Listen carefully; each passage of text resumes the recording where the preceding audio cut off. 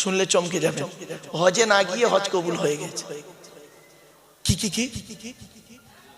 হজে না গিয়ে তার হজ আল্লাহর দরবারে কবুল হয়েছে। শুনে নিন এখানে ভালো করে, সংক্ষেপে বলছি বোঝার জন্য, একদম সংক্ষেপে। ওই এক্সাম্পলটা আনলে তবে বোঝাতে পারবো ভালো। লোকটার নাম হলো আব্দুল্লাহ ইবনে মুবারক। কি বললাম বাবা, নামটা একটু বলেন। আব্দুল্লাহ ইবনে মুবারক খুব বড় আলেম, তৎকালীন যুগে বড় আলেম ছিলেন এবং খুব আল্লাহর ওলি লোক ছিলেন। উনি হজে যাবেন, ওনার বন্ধুও যাবেন, দুই বন্ধু একসঙ্গে হজে যাবেন। তো করেছেন কি, উনি ওনার বন্ধুর সঙ্গে যাবেন, সব কমপ্লিট, টাকা পয়সা সব রেডি, সব একদম কমপ্লিট, হজে বেরোবেন। এমত অবস্থায় উনি করলেন কি, ওনার ছোট ছেলেটা কাঁদতে কাঁদতে আসছে। উনি বলছেন, বাবা তুমি কাঁদছো কেন দুপুরবেলা, কি হয়েছে? বাচ্চাটা বলছে, আব্বা গ্রামে একটা লোক গোস্ত রান্না করে খাচ্ছে, তা আমি গিয়ে গোস্ত চাইলাম, আমাকে দিল না, তাই কাঁদছি। আব্দুল্লাহ ইবনে মুবারক রাহমাতুল্লাহ আলাইহি মনে করলেন, হয়তো মনে হচ্ছে লোকটি আমার প্রতি কোনো রাগ রয়েছে, সেই রাগটা আমার উপরে আদায় করতে না পেরে আমার বাচ্চার উপরে আদায় করছে। যাই, হজে যাওয়ার আগে লোকটার কাছে ক্ষমা চেয়ে আসি। উনি করলেন কি, ছেলেটার হাতটা ধরে লোকটার বাড়িতে গেলেন, দরজা বন্ধ, আওয়াজ দিলেন, ভেতর থেকে লোকটা দরজাটা খুলেই দেখছে এলাকার সব থেকে বড় আলেম আব্দুল্লাহ ইবনে মুবারক ওনার গেটে হাজির।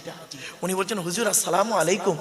ওয়ালাইকুম আসসালাম। হুজুর আসুন, একটু ভেতরে আসুন। বলছে, না বাবা আমি ভেতরে যাব না, একটা কথা বলবো। বলছে, কি?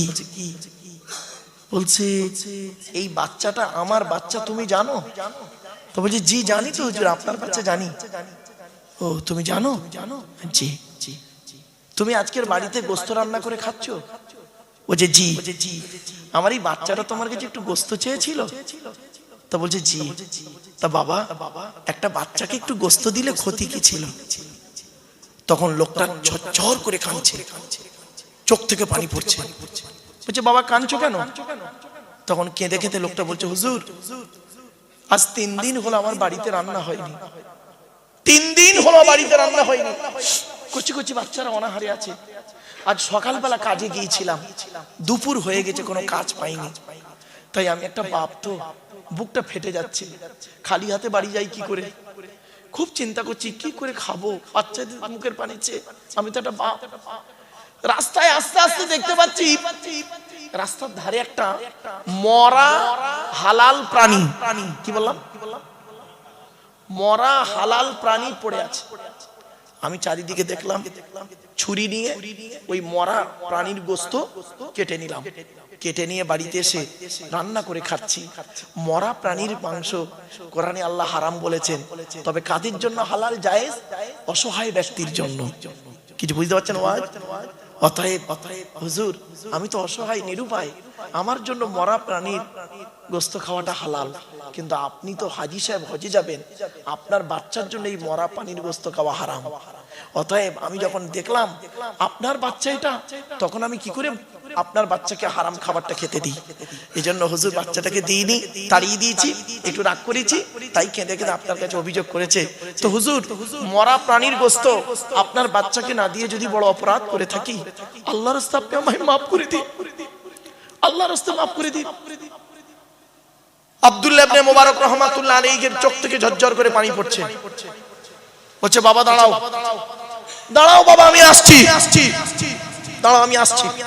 সোজা বাড়ি গেলেন, বাড়িতে গিয়ে হজে যাওয়ার যত টাকা ছিল সমস্ত টাকা এনে ওই লোকটাকে দিয়ে বলছে, বাবা এই নাও, আমি হজে যাওয়ার সমস্ত টাকা তোমাকে দিয়ে গেলাম, তুমি ব্যবসা করো, বাচ্চাদেরকে নিয়ে খাও, আমার জন্য দোয়া করো, আমি এবছর হজে যাব না, আমার হজে যাওয়ার টাকাটা তোমাকে দিলাম। তো বছর ইনি হজে গেলেন না। ওনার বন্ধু কিন্তু হজে চলে গেছে। ওনার বন্ধু হজ করে বাড়ি ফিরেছে, ফিরে আব্দুল্লাহ ইবনে মুবারকের সঙ্গে দেখা করতে এসেছে। এসে বলছে, আসসালামু আলাইকুম। ওয়ালাইকুম আসসালাম। বলছে, ভাই আপনি কবে হজ থেকে ফিরলেন? তো আব্দুল্লাহ ইবনে মুবারক রাহমাতুল্লাহ আলাইহি কি বলছে জানেন? ভাই আমি এবছর তো হজে যেতে পারিনি, আমার হজের টাকাটা একটা গরিব ভাইকে দান করে দিয়েছি গ্রামে, হজে যেতে পারিনি। তখন বন্ধু বলছে, আপনি আমার সঙ্গে মিথ্যা কথা বলছেন, প্লিজ মিথ্যা কথা বলবেন না। বলছি সে কি, আমি যেতে পারিনি ভাই, আল্লাহর কসম করে বলছি হজে যাইনি আমি। বন্ধু কি বলছে শোনো, আল্লাহর কসম করে বলি, আমি হজ মোবারকে গিয়ে কাবা শরীফ যখন তওয়াফ করছি, আমি নিজে চোখে দেখতে পাচ্ছি আমার আগে আগে আপনিও কাবা শরীফ তওয়াফ করে যাচ্ছে। শুধু তাই নয়, সাফা মারওয়া দৌড় করছি, মিনা মুজদালিফায় যাচ্ছি, যেখানেই যাচ্ছি হজরে আসওয়াদে চুমা দিতে যাচ্ছি, সেখানেই দেখছি আমার আগে আপনি চুমা দিয়ে বেরিয়ে যাচ্ছেন, ভিড়ের মাঝে কথা হচ্ছে না। এমন কি রাসূলের রওজা মোবারকে গিয়ে যখন আমি সালাম দিচ্ছি, দেখতে পাচ্ছি আমার আগে আগে আপনি সালাম দিয়ে বেরিয়ে যাচ্ছেন। আমি মনে মনে ভাবলাম কি এমন অপরাধ করেছি, তাই হজ থেকে ডাইরেক্ট আপনার কাছে এসেছি। সঙ্গে সঙ্গে আব্দুল্লাহ ইবনে মুবারকের চোখ থেকে ঝরঝর করে পানি পড়ছে। সেই রাতে আব্দুল্লাহ ইবনে মুবারক রাহমাতুল্লাহ আলাইহি স্বপ্নে দেখছেন একজন ব্যক্তি ওনাকে বলছেন, এই আব্দুল্লাহ ইবনে মুবারক, এবছরও তুমি হজে না গিয়ে হজের টাকাটা একটা গরীবকে দান করার কারণে আল্লাহ খুশি হয়ে তোমার হজকে আল্লাহ কবুল করে নিয়েছে। বুঝলেন? আপনি তো হজে গিয়েছেন লোকের টাকা মেরে, তাই না? রাগ করবেন না, লোকের টাকা মেরে হজে গিয়েছেন, ছি ছি ছি ছি ছি। আর উনি হজে না গিয়ে কবুল করেছেন হজ। বাড়ি থেকে ভাববেন। এজন্যই বলেছিলাম প্রিয়জন, বল বল বল বল, প্রয়োজন। বাড়ি থেকে ভাববেন। কি ভাবলেন বাপেরা? আজ আমাদের আফসোস কোথায় জানেন বাপ?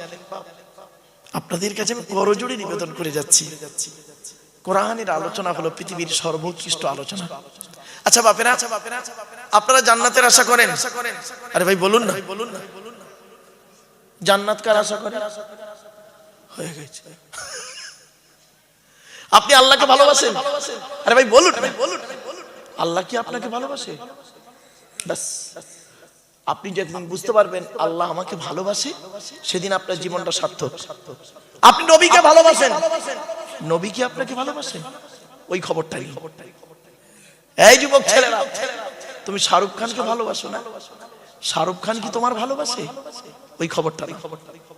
চলো না গিয়ে আল্লাহর নবী বললেন, ইন্নাল জান্নাতা তাশতাকু ইলা খামসাতি নাফার, জান্নাত 5 শ্রেণীর মানুষের জন্য আশা করে। 1 নাম্বার হলো তালিয়াল কোরআন, প্রতিদিন কোরআন তেলাওয়াতকারী মানুষের জন্য জান্নাত আশা করে। 2 নাম্বার হলো ওয়াহাফিজিল লিসান, জবানকে হেফাজতকারী মানুষের জন্য জান্নাত আশা করে। 3 নাম্বার হলো ওয়ামুতিমিল জিআন, ক্ষুধার্তকে খাদ্য দানকারী মানুষের জন্য জান্নাত আশা করে। গরিবকে খাওয়াবেন, আল্লাহ তো অর্থ দিয়েছে, টাকা খরচা করার জায়গা পান না, গরিবকে খাওয়াবেন, বাপের নামে মায়ের নামে 2টো ফকির খাইয়ে দেবেন। 4 নাম্বার হলো অমুকসিল উরিয়ান, বস্ত্রহীনকে বস্ত্র দানকারী মানুষের জন্য জান্নাত আশা করে। আমার বাপেরা, কথাটা শুনতে হয়তো খারাপ লাগছে আপনাদের, ঠান্ডা এখনো রয়েছে, যায়নি। 10টা কম্বল কিনে গরিবকে দান করলে, 10টা কাপড় কিনে গরিবকে দান করলে জান্নাত আশা করে ওই ব্যক্তির জন্য। 5 নাম্বার হলো ওয়ামান সাল্লাল্লাহু আলা হাবিবির রহমান, যে ব্যক্তি নবীর উপরে বেশি বেশি করে দরুদ পাঠ করে ওই লোকটার জন্য জান্নাত আশা করে। তাই উচ্চ আওয়াজে দরুদ আল্লাহুম্মা সাল্লি আলা।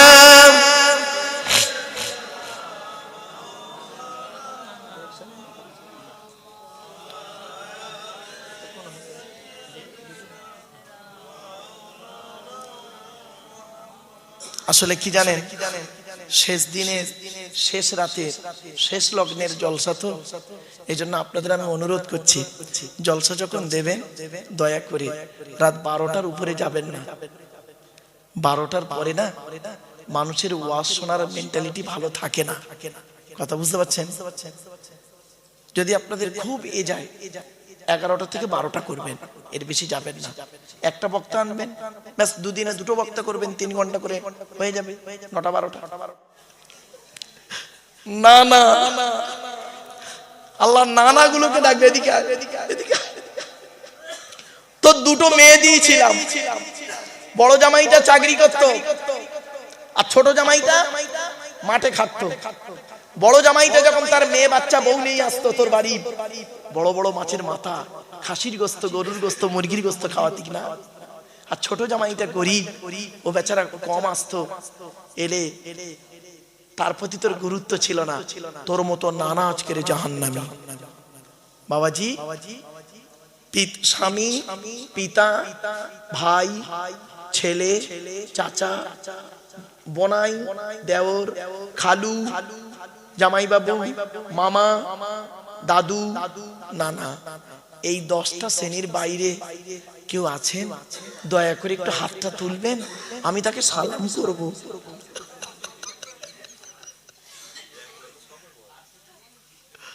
আমার বাপেরা, এক একটা দলিল যদি দিই কোরআন হাদিস থেকে, অবাক হয়ে যাবেন।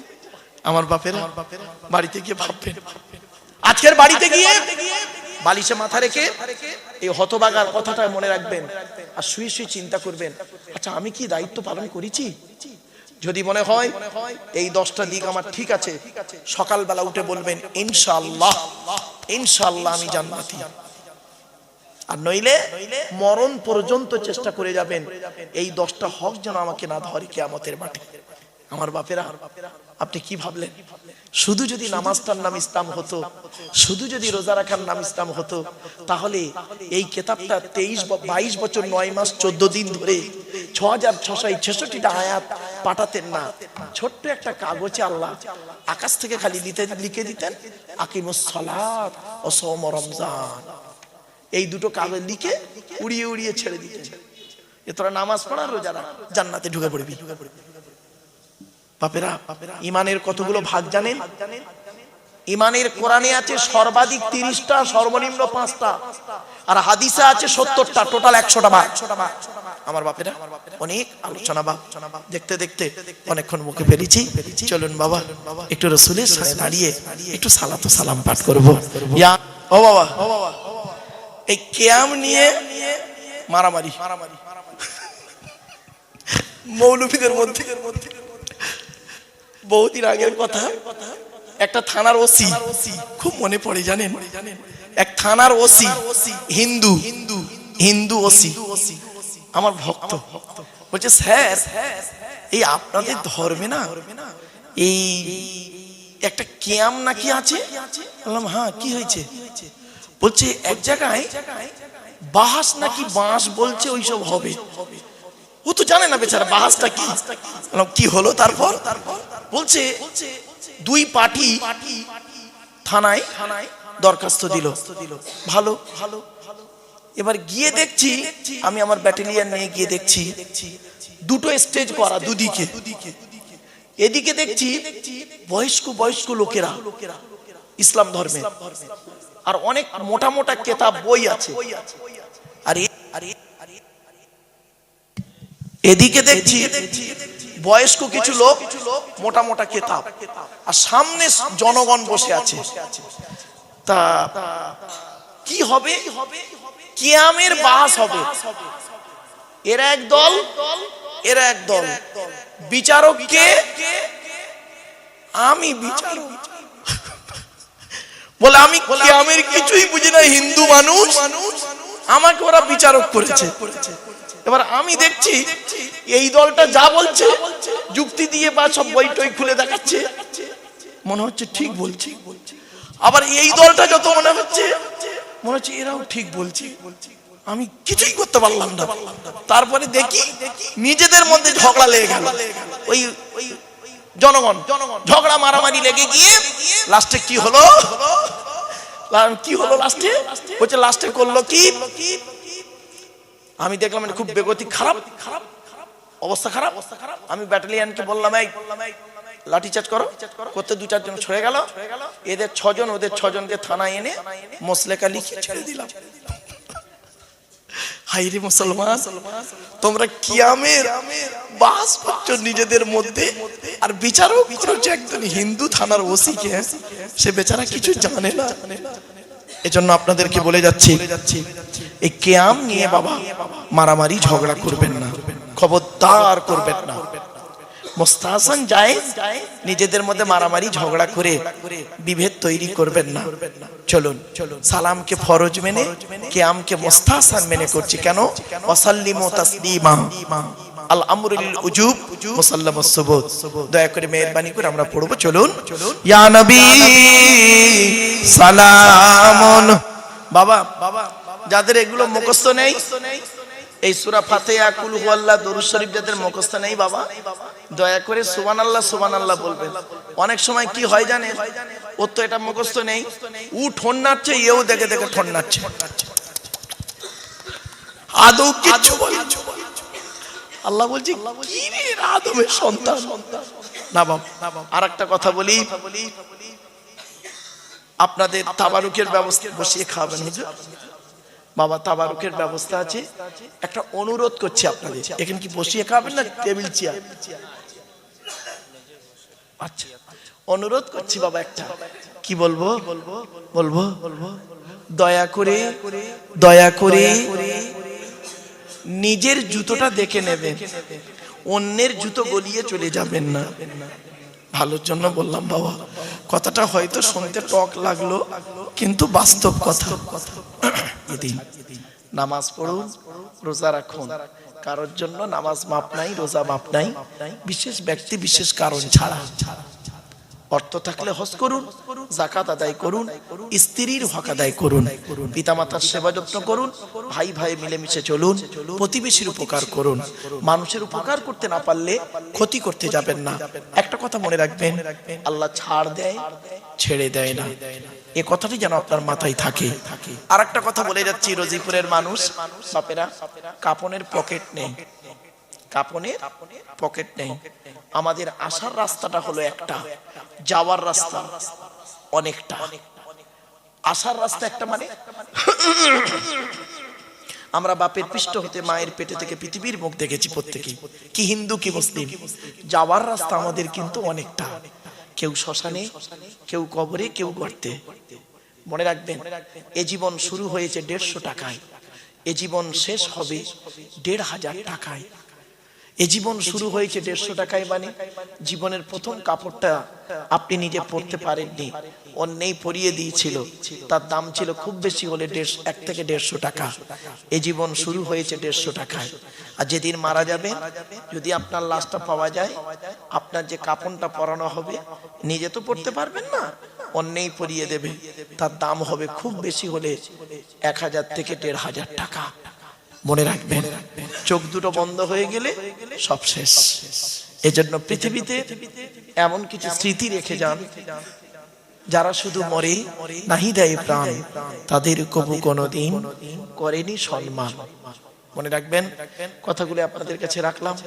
হিন্দু মুসলিম কাঁধে কাঁধ মিলিয়ে চলবেন, খবরদার হিন্দু মুসলিম কোনোদিন মারামারি ঝগড়া করবেন না।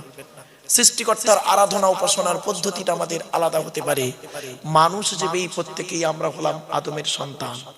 হিন্দু রক্তের ভিতরে মুসলমানদের রক্ত আছে, মুসলমানদের রক্তের ভিতরে হিন্দুদের রক্ত আছে। আপনাদের এলাকায় ব্লাড ডোনেশন ক্যাম্প হয়, রক্তদান শিবির হয়, ব্লাড যখন নেওয়া হয় তখন বলা হয় নাকি এই ও হিন্দু ওর রক্ত আলাদা কর, ও মুসলিম ওর রক্ত আলাদা কর, বলে নাকি? ব্লাডের মধ্যে কাস্টের কোনো ডিভাইডেড থাকে না, ব্লাডের মধ্যে কালারের কোনো ডিভাইডেড থাকে না, ব্লাডের মধ্যে জেন্ডারের কোনো ডিভাইডেড থাকে না, ব্লাডের মধ্যে গ্রুপের ডিভাইডেড করা হয়। ব্লাডের 4টে group, A B, A B আর ও, প্রত্যেকটার মাইনাস প্লাস। একটা হিন্দু রক্তের ভিতরে 3টে জিনিস পাওয়া যায়, লোহিত কণিকা, শ্বেতকণিকা, অনুচক্রিকা, as a same no difference. একটা মুসলমানের রক্তের ভিতরে ওই 3টেই পাওয়া যায়।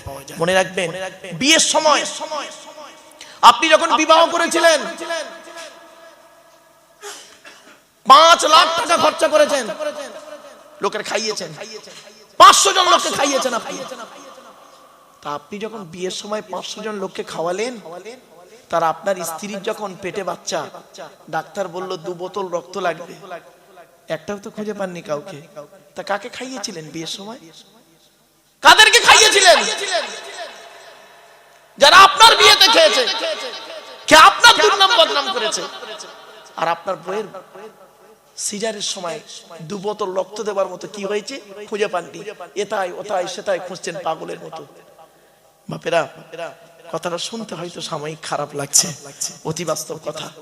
ছেলে মেয়েদেরকে সুশিক্ষায় শিক্ষিত করুন, কোরআনের শিক্ষা দিন, কোরআনের শিক্ষা দিন। সাথে সাথে ইন্টারন্যাশনাল ল্যাঙ্গুয়েজ ইংলিশ, ইংলিশটাও শেখান। ন্যাশনাল ল্যাঙ্গুয়েজ হিন্দি, সেটাও শেখান। রিলিজিয়াস ল্যাঙ্গুয়েজ আরবি, ওটাও শেখান। আর এই পৃথিবীতে চলতে গেলে বর্তমান বিজ্ঞান প্রযুক্তির যুগে কম্পিউটারটা মাস্ট, কম্পিউটারটা শিখিয়ে দিন। ব্যাস, আপনার ছেলের ভবিষ্যৎ চিন্তা আপনার করতে হবে না, নিজের পায়ে দাঁড়িয়ে যাবে। জ্ঞানী গুণী বুদ্ধিজীবী মানুষ, অনেক কথা বললাম বিভিন্ন দিক থেকে। ভালো থাকুন, সুস্থ থাকুন, মানুষকে ভালোবাসুন।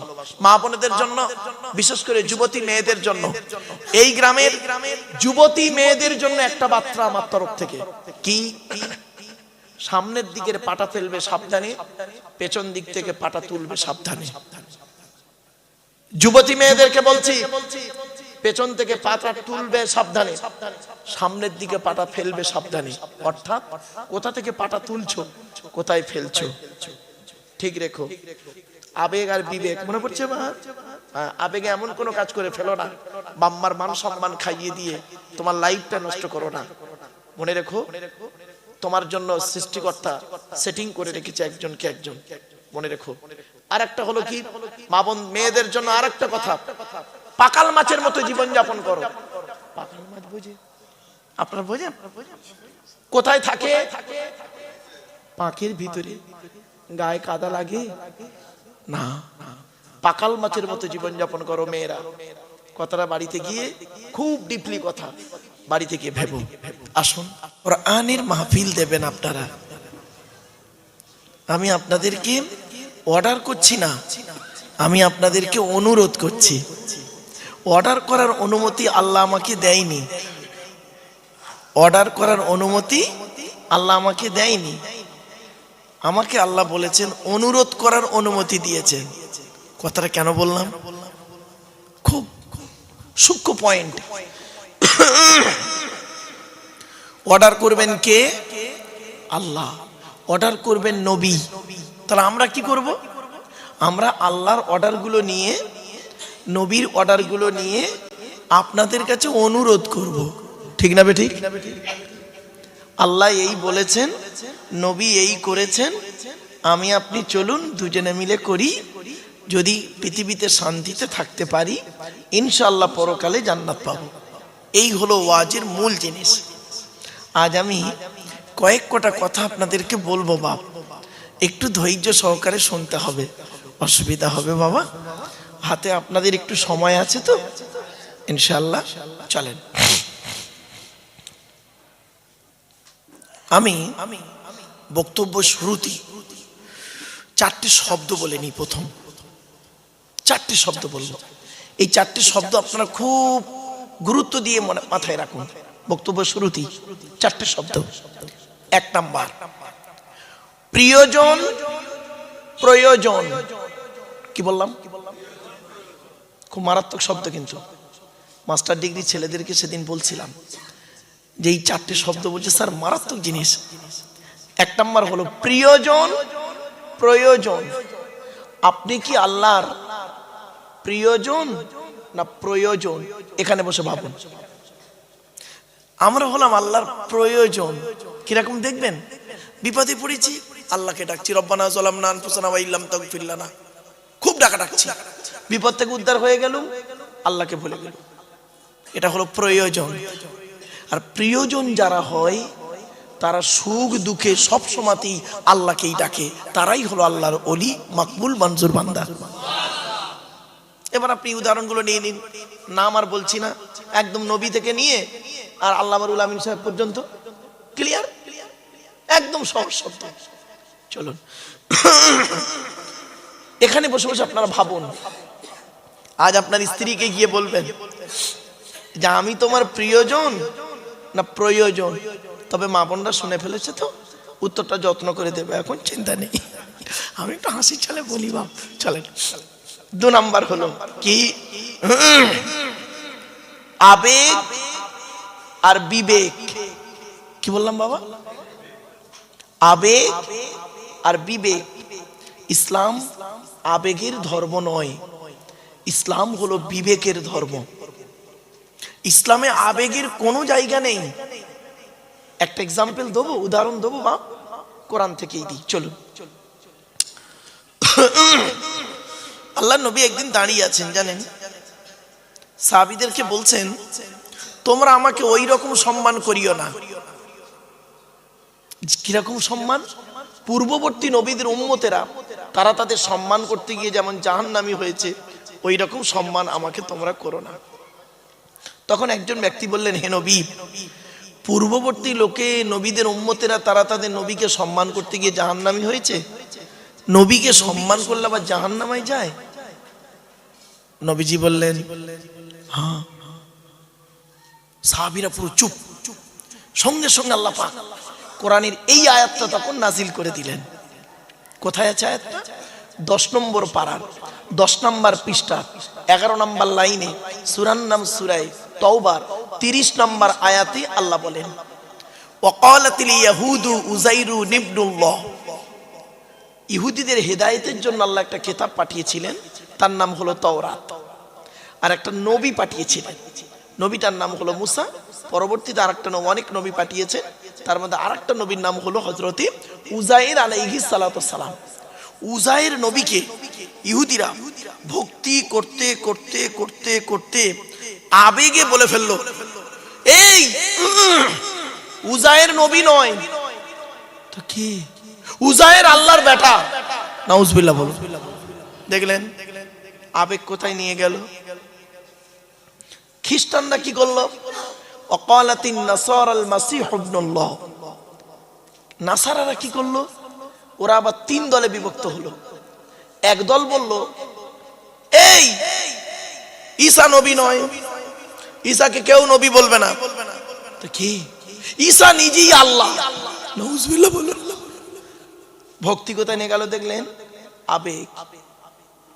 আর এক দল বলল, হাট, আল্লাহ হলে তো এত দেরিতে এলো কেন? তবে কি? আল্লাহর বেটা। নাউজুবিল্লাহ। আর এক দল বলল, হাট, ঈসা আল্লাহও নয়, আল্লাহর বেটাও নয়, তবে কি? ঈসা আল্লাহর বান্দা, আল্লাহর নবী। এই বিশ্বাসে ছিল মাত্র পৃথিবীতে ঈসা নবীর সময়ে 12 জন লোক। কত কত কত? খুব গুরুত্বপূর্ণ কথা। 12 জন লোক ছিলেন ঈসা নবীর কাছে। যেদিন ঈসা নবীকে আল্লাহ পাক 4th আসমানে তুলে নেন, সেই ওনার ঘরের ভিতরে এই 12 জন লোক ছিলেন। এই 12 জন লোকের জবাই করে দেওয়া কোনো পশু আমাদের খাওয়া হালাল। এই 12 জন লোকের ছেলে মেয়ের সঙ্গে আমাদের ছেলে মেয়ের বিয়ে দেওয়া জায়েজ। কিছু বুঝতে পারছেন ওয়াজিব আর কি? আমার বাপেরা শুনে নিন বাবা।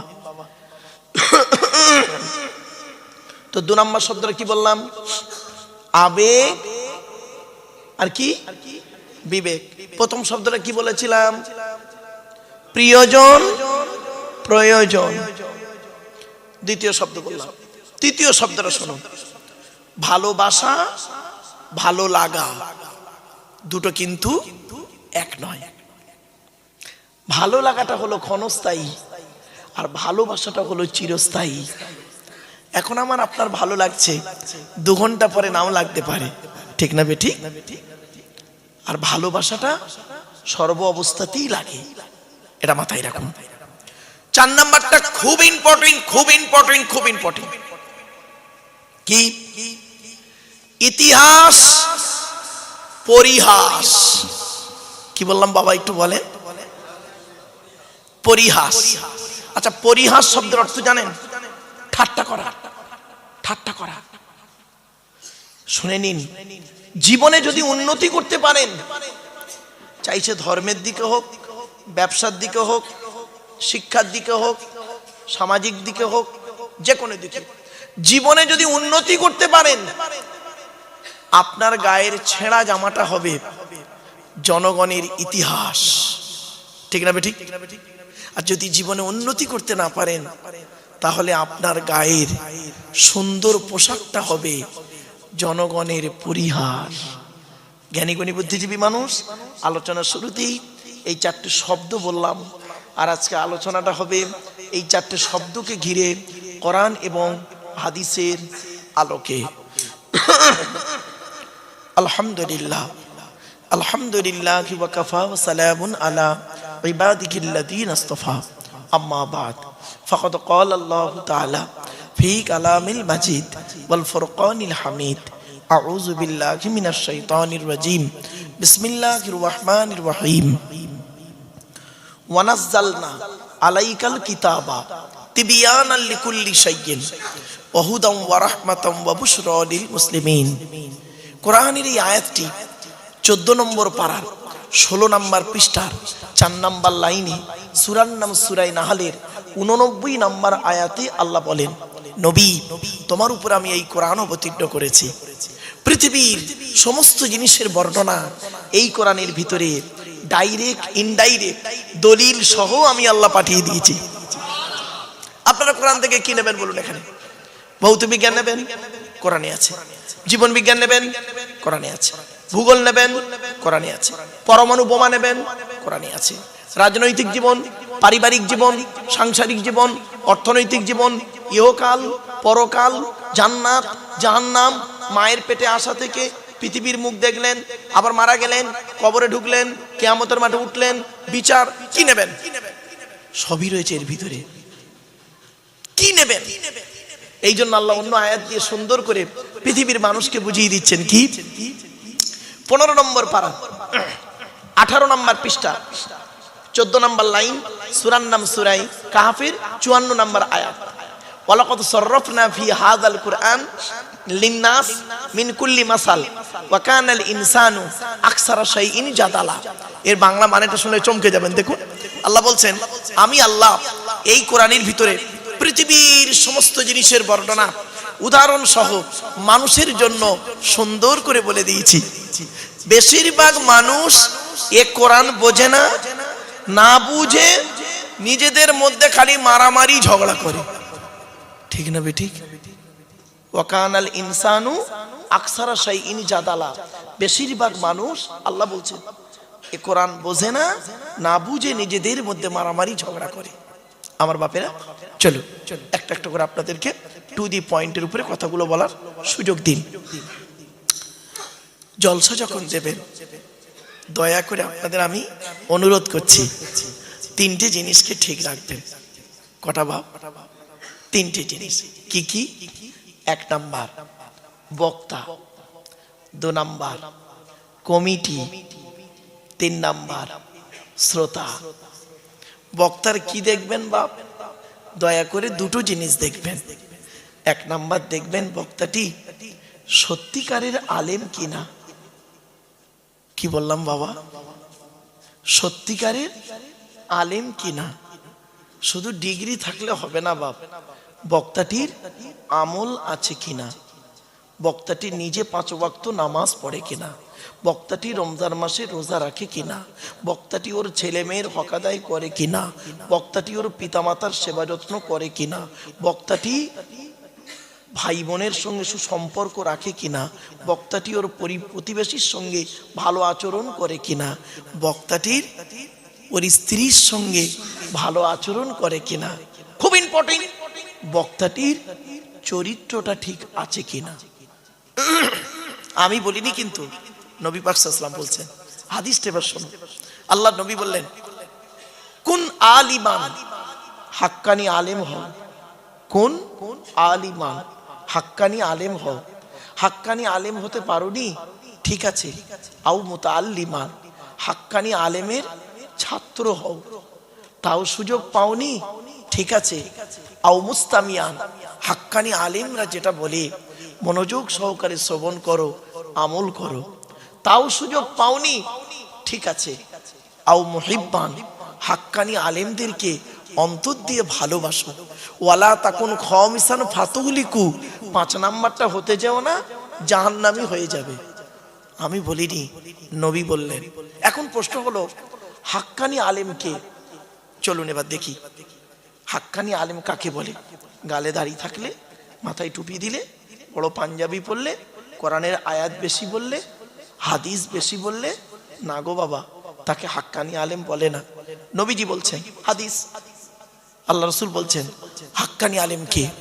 আল্লাহু আজওয়াদু জুদান ওয়ানা আজওয়াদু বানি আদম ওয়াজাদুকুম বাদি রাজুলুন আলিমা ইলমান ফানাশরাহু ইয়াতি ইয়াউমাল কিয়ামাতি আমিরান ওয়াহিদা। এই হাদিসের বাংলা মানেটা শুনুন। আল্লাহ নবী বলেন, আল্লাহ হলেন সবথেকে বড় দাতা, আল্লাহর পরে বড় দাতা হলাম আমি মুহাম্মদ সাল্লাল্লাহু আলাইহি সাল্লাম। আমার পরে বড় দাতা কে জানো? আল্লাহ নবী বলছেন, আমার পরে পৃথিবীর বড় দানশীল ব্যক্তি কে জানো? ওই আলেম যে ইলিম অর্জন করেছেন, ইলিম মোতাবেক নিজে চলেছেন, সমাজের মানুষকে বলেছেন, তার ইলিম থেকে মানুষ উপকৃত হতে পেরেছে। ওই শ্রেণীর আলেমদেরকে কিয়ামতের মাঠে আল্লাহ এক একটা দলের আমির, নেতা করে, সরদার করে তুলবে। আমার বাপেরা, মাইকের সামনে এসে কিছু বলে দেবার নাম বক্তা নয়। তিনটে জিনিস কোনোদিন ব্যাকে আসে না, সব সময় সামনের দিকে যায়। এক নাম্বার, ধনুক থেকে তীরটা বের হয়ে গেলে ওই তীরটা আর কোনোদিন ব্যাকে আসে না। দুই নাম্বার, দেহ থেকে আত্মাটা বের হয়ে গেলে ওটা আর পৃথিবীতে রিটার্ন দেওয়া হয় না। তিন number, it is very very important, জবান থেকে কথা বের হয়ে গেলে ওটা আর পৃথিবীতে রিটার্ন দেওয়া হয় না। মনে রাখবেন বাপেরা, 1 ঘন্টা ওয়াজ করতে গেলে 3 ঘন্টা বই পড়তে হবে, 3 ঘন্টা স্টাডি করতে হবে, পড়াশোনা করতে হবে 1 ঘন্টা লেকচার দিতে গেলে। আমার বাপেরা, আমি আপনাদেরকে করজোড়ে নিবেদন করছি, জলসাটাকে না সুন্দর করে তুলুন। আপনারা কোরআনের মাহফিল দিন, কোরআনের মাহফিল দিন। 2 দিনে